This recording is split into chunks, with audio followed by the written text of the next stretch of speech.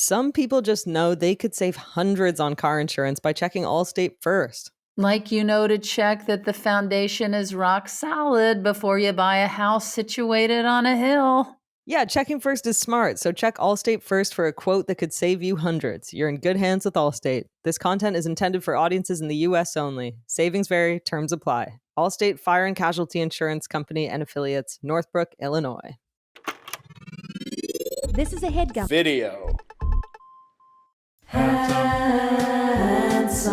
chatting with friends on the Handsome Pod. Chatting with friends on the Handsome Pod. Pretty little episode. Gets me every time. Hello, Mae. Hello, How are Tig. you? How are you? More importantly, I'm doing well. I have a question for you. Oh boy, here we go. What is it? Do you have makeup on? You know I do. This is so strange. First of all, I knew it was just you and me today, so I had to make an effort. Hello. I woke up. No, I normally put on I have a sunscreen that's tinted, but today I went the whole hog. I mean, why did you go whole hog makeup? Aside from me, I don't. You know what it is? If I'm being honest, please. Okay, if I'm being totally honest, I would love that. Which I try to be with you. This please. Clip was a handsome clip was posted. Okay. And I just thought, I gotta step it up. I was wearing a baseball hat. I looked like I hadn't slept in weeks. It was from when I was in Toronto, and I thought, if these are gonna live on the internet. So today I did tinted, I put my eyebrow stuff in. I put bronzer on. Wait, what is eyebrow stuff? Please tell the person who does not. You need to get into eyebrow stuff. What are you saying about my eyebrows? Well, your glasses kind of obscure them a little bit, but yeah, you want to buy a product called Boy Brow. Now, Boy Brow and and Thomas, I would recommend this as well. It's anyone can use it for his mustache. Yeah, for his mustache. You just brush it through the eyebrows, and it just sort of. But why is it Boy Brow? Well, it's stupid. When you buy jeans that are boyfriend fit, it's just bad branding. It gives you just a darker brow. And so Boy Brow would be so that, a gentleman like Thomas would feel comfortable buying that makeup. Yeah, maybe. Yeah. Or is it for, who's it for? I guess I'm confused. It's a good question. It's either for people who are I want my eyebrows to look like a boy's, or for boys who are I can buy this because it says boy. But wait, don't boy brows have wiry hairs going everywhere? Because if so, I already have that. You're thinking of old man winter brows. Grandpa brows. You're thinking of grandpa brow, which actually you should start as a product. I've already started it right above my eyes. I'll tell you what. They are going strong. You're not wearing a stitch of makeup, but you look handsome as ever. Hello. I just put I just washed my face and I put this face cream on, and then I just head out, and then I never glance at myself again for the rest of the day. That's so cool. If I ever catch a glimpse, I'm usually a little startled. Really? Oh yes. Because in your mind, there's someone else that's gonna look different, and then you catch a glimpse, and you're like, oh right. Well, I'm not even thinking about it. And then I'll catch a glimpse of myself and I'm like, oh my God, what am I? I'm the parent of 2 children. I'm 53. How is it that I'm wandering around the world looking like this? So I got to get myself boy brow. You got to get boy brow. I don't think that's the only issue I have. I need boy teeth. My teeth are a mix between yellow and blue. So I have been watching over the past week. My life has pretty much been, I've got really into painting pictures and watching 90s Tom Cruise movies. So I have thought of you a bit because you're Tig Cruise. But I've watched Vanilla Sky. I watched Eyes Wide Shut. I watched Magnolia. I'm going to be moving into, I got to rewatch Jerry Maguire, one of my faves. But Risky Business, Cocktail. I want to do it all. Wait. I know I've talked about my old roommate, Chris Fairbanks, before. Yeah. Have you? I'm about to introduce you to your new favorite thing, and everybody listening is about to What? find out about their new favorite thing. Oh my God, it kills me even thinking about.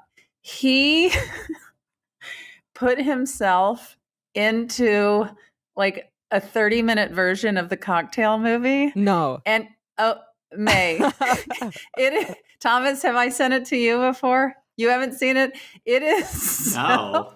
it is so incredible, so hilarious. He's behind the bar shaking drinks with Tom Cruise. He's like out on the street hanging out with everybody, talking. It is the greatest thing. So look up Chris Fairbanks and Cocktail. That's genius. It will destroy you, especially if you don't know Chris, look up his stand-up and kind of get to know him, and then watch Chris Fairbanks and Cocktail. Okay, I will. Okay, we just started following each other on Instagram, so I'm gonna. It's called nice. Do a deep Cocktails dive. and Dreams. I just Googled it. That's Cocktails and Dreams. ridiculous. That's It's so funny. good. It's how long is it, Thomas? How long does it run? It's 11 minutes. Oh, I thought it was 30. It was 11 minutes. I love that. Like most people would do like a 20-second viral clip. I love that he did a full 11 minutes of the movie with him. Well, this was years ago. He made this. I would guess it's been like 13 years or something. Really? Does it have a date, Thomas? So he was using rudimentary technology. Well, this is 2020, but that might have not been when it was made. Yeah, It's just for when it was sure. uploaded. Oh, okay. Yeah. Everyone go to it. Check the view numbers and let's see if our listeners actually go. It has 803 views right now. Okay, Okay, let's crank double that. Yeah, Yeah. let's more than double that. Send it Yeah. to friends. Let's make this go viral. Yeah. Also, you could just have it playing in the background of your day on loop. Like Yeah. Get those numbers up. Now, my question for you is, what version of Tom Cruise is most like me? Oh God, that's really good. Okay. The thing that first comes to mind is the movie Yeah. Collateral, where he plays a bad guy with, I believe. Is there a plane? No, it's he's in a taxi the whole time. So Collateral, he's a bad guy in it, but just like aesthetically, he's got shorter hair in that one. Because a lot of the ones I'm watching, he's got floppy, long hair. Yeah. I've had floppy ears. Have you really? Yeah, I've had floppy ears. So Not, I was not ears, but ears. Yeah, just to clarify, you've never had floppy ears, right? I have never. I mean, people have told me I have big ears Really? before. Yeah. But I don't know that they're floppy, and I don't even know that they're big. You know. Oh my God, if you had floppy ears, I'd be obsessed with you. More so than what else would you apply to your face if I had floppy ears? Oh, you wouldn't To get even my recognize attention. me. You wouldn't. I'd Okay. be full lipstick. Hello. So I was watching Vanilla Sky, which is Yeah. Cameron Crowe, and it's really good. And then I guess I watched it with my friend who's staying with me, and I don't smoke weed, but my friend does. So he got really stoned, and he's really loving the movie. It's really blowing his mind, and I'm kind of bringing him snacks, and then the movie Sure. ends, and I start singing. I guess I remembered that Paul McCartney theme song for Vanilla Sky, which I don't know if he wrote it for the movie, but I start singing it, and I sing it like Paul McCartney, and I go, "The chef prepares a special menu for your delight." All right. And my friend just doesn't know, it doesn't make the connection of what I'm singing or that it's connected to the movie at all. He doesn't, and he doesn't know that I'm doing a Paul McCartney voice. And for some reason, it really spun him out. He was like, "What are you doing, man?" He thought I was just in the kitchen going, "The chef prepares a special menu for your delight." He was like, "Is that drugs? He's like, "Is that your singing voice?" Anyway. That's so funny. Well, I don't know how to transition from your singing voice to shall we get our first question? We must. I'm really bad at transitions Me and too. segues. Yeah. Me too. But yeah, let's get our first question. Oh, hey, handsomes. This is Helen from Columbus, Georgia. And I'm so excited to be asking you a question today. So I am a single mom, been divorced for about 2 years, got a cute little boy, and I'm ready to start dating again. So my question is actually really for May, but everybody can answer it. May, you always ask such interesting questions on the podcast. and it sounds like you're like a really interesting person to date. And so I want to know, like, when I go on a date, what questions should I ask my other person to keep it interesting, to keep the ideas flowing, to keep the conversation going? I'd love any tips and ideas from any of you guys. Thank you so much. Wow. Wow.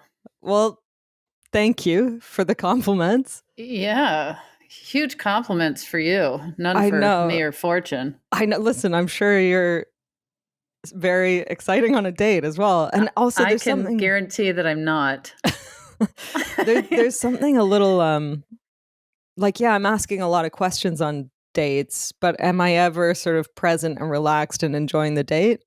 The jury's out, because I'm thinking, what's my next question? I do think that is key, asking questions, asking about their life and their job, whatever's going on in their world. Oh my God. It sounds so basic, but it's crazy how many people don't ask questions. Look, I can send this person my list of questions if they want to do like full rapid fire, but I like a hypothetical. I like to get deep. There's like that New York Times article, 10 questions that'll make you fall in love with anyone, that you can ask each other. I mean, don't frame it like that. It'll freak them out probably.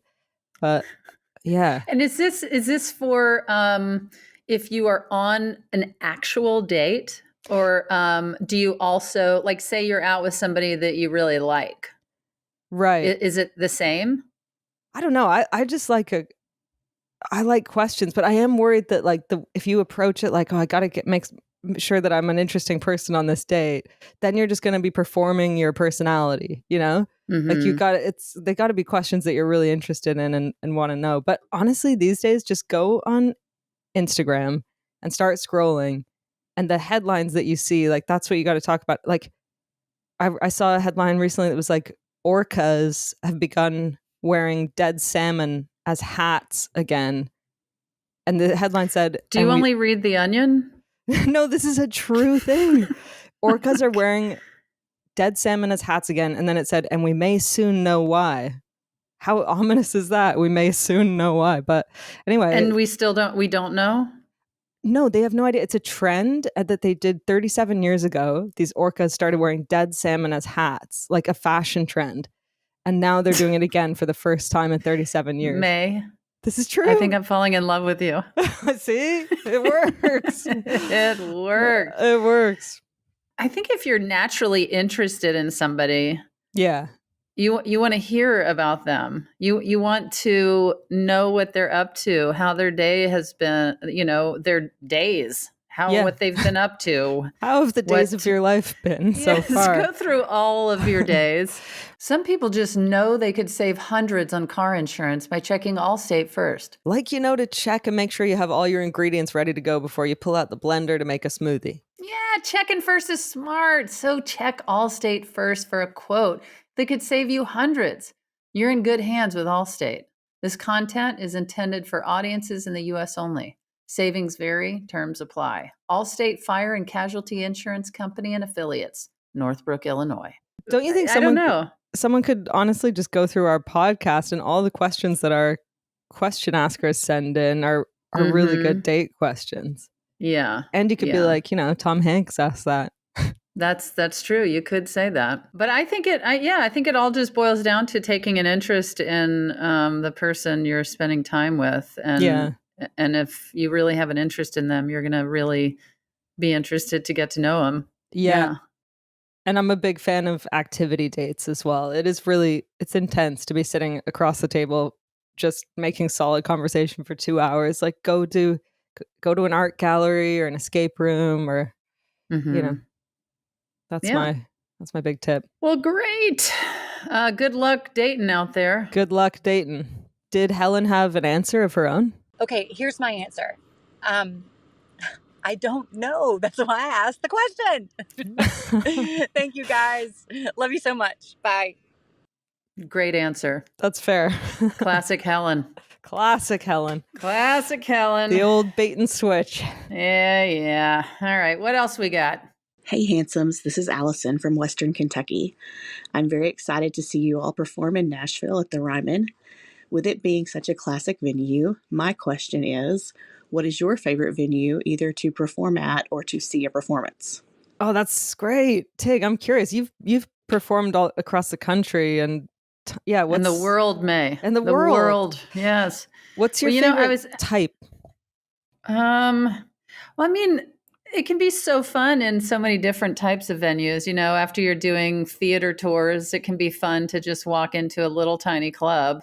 Yeah. And have that in your face energy. Yeah. And then I don't, when things get too big, I feel like you lose the connection a little bit. And I know a lot of comedians are very into like getting to stadiums and, doing all that kind of stuff. Maybe it's my style of comedy where I'm like, that sounds like hell. Yeah. That sounds like hell. I love a theater that's like 500 to like 3,500. Somewhere in there, it still feels really nice. And I was actually just talking last night about how I did Carnegie Hall and the way that theater is built, just the tiers of seating. It really feels like laughter is just raining down on your head because that's so nice. It is unbelievably nice. And like I know it seems obvious. Shallow and steep, where everyone's got a good seat. Everyone's got a good seat. Yeah. It's not like terribly shallow, but have you been in Carnegie Hall? I think so. Just standing on stage, it's hard to explain. And probably if I walked in there right now, I'd be like, yeah, it's not that shallow. But there was something about it that just felt like the tears were just on top of me. And it just felt so, and I mean tears of laughter. Yeah. Of course. Yeah. You were drenched by the end. Yes. Yeah, that sounds amazing. That's, I think, my favorite type as well, is a small theater that still feels intimate. I love Largo in LA, but that's partly because I love the backstage so much. Like it's like if you were making a movie about a comedy club and you made your dream backstage, it's like all twinkly and pictures of everybody and but it's cozy. So cozy. But I did play in the Sydney Opera House and it was hell because it was like a mixed bill show and it was way too big. Yeah, too scary. Like how big? It's not like even 5,000. It's just designed for like incredible sort of orchestral music or something. And and maybe I'm similar. Like if my style was like pacing back and forth on the stage, yelling, delivering like really tight punchlines, but I'm a rambler and a gambler, you know? Yeah. So I'm going Largo, you're going Carnegie Hall, but also, a small little club. I love Largo. I mean, yeah. You love Largo, you love Comedy Bar Toronto.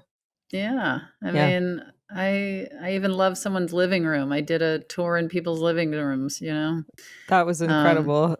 At the Edinburgh Fringe Festival, there's some really cool venues because they're all kind of stone walls and there's some kind of like subterranean or like under a bridge. There's some weird damp little room. And I did like 4 or 5 summers in a row at this place, City Cafe. That it's all different now. I think they changed it, but it was like underneath a diner and it was just like really low ceiling, really, and just, nice vibe. Yeah, those are really cool rooms. I also really love in Colorado. Have you been to Red Rocks? No, never. You're familiar with it? No. Oh, you have to look it up. It's just the most beautiful outdoor amphitheater. Red Rocks. Writing it down. Yeah. It's right outside Denver. Whew. It's real good. It's outdoors? Because usually I don't like playing outdoors. It is I've never performed at Red Rocks, but I've gone to see so many concerts there over the years. And it is a natural amphitheater in the mountain. Oh, man. It is so incredible. You have to look at it. That's incredible. So, and then I remember U2 recorded a live concert there. And it's so great. Anyway, that's an interesting question. Yeah. Let's hear what Allison says. I don't perform, but I do love attending shows at the Ryman. I have been able to see Brandi Carlile there during her residency in 2020 and also the Leslie Jordan and Friends performance in 21. I also want to point out that the opportunity presents itself for you all to premiere the Handsome Band at the Ryman. There is no place more iconic for your debut performance as a band. And it's about time for Thomas to cross an item off the list. So I look forward to seeing you all. Thanks. It's time for Thomas to cross an item off the list. That is crazy when you think about that we've only added items and never crossed. Yeah, that does kind of bring you back to reality. We have done nothing. Yeah, we have done absolutely nothing. And it's interesting that she brought that up because I was just saying to Stephanie the other night, I had forgotten about the suggestion of us. I think it was my suggestion where I was like, I think we should start a band. Yeah. And I brought that up to Stephanie the other night. I was like, God, we were talking about doing that and we never did it. And I really want to. Yeah, I know. I don't think we're ever going to, though. We all are too many moving parts. Well, what if when we go to do the rhyme and we get there a day early and we just have an afternoon to see what we come up with? And we could open for ourselves. Yeah. We could do just 3 songs. Exactly. I feel like you and me are more into it than Fortune. I think we got to push Fortune. I think Fortune, if we got the music down, Fortune would be strutting all over that stage, singing her her gospel tunes. Yeah. Well, maybe we need you, me, and Thomas secretly get together and practice. Mm-hmm. Thomas on keys, and then you're on guitar. I'm on drums. Yeah, and then Fortune just comes in, strutting around. Yeah, I mean, people would go nuts. I want it. And when I say people, I mean a handful of our fans would definitely enjoy seeing that. A really specific group of people. Yeah. Yes. Okay. All right. Well, maybe we'll work towards scratching that off the list. Yeah. Thank you, Allison and Mae. This was a fun episode. It really was. Yeah. It's always a pleasure. Always a pleasure. Keep sending in your questions for us, please. Submit a question at speakpipe.com/handsomepod. Go to handsomepod.com for merch as well. And subscribe to the podcast. Tell your friends. Review and rate us. Give us some good rave reviews. Yes, please. Yeah, because we're getting together on weekends and weird times in all different cities trying to make shows for you. So we'd love to keep doing it. You can watch the shows on YouTube if you would like to see my full face of makeup. Oh, yeah. Yeah. You want to check out the boy brow? Yes. Check out the boy brow on YouTube. And we'll see you in Nashville, right? See you in Nashville, yeah. And I guess until then, keep it pretty handsome. Some people just know they could save hundreds on car insurance by checking Allstate first. To check that you wrote 2025 and not 2024 when you're writing the date in the new year. Yeah, checking first is smart, actually. So check Allstate first for a quote that could save you hundreds. You're in good hands with Allstate. This content is intended for audiences in the U.S. only. Savings vary, terms apply. Allstate Fire and Casualty Insurance Company and Affiliates, Northbrook, Illinois.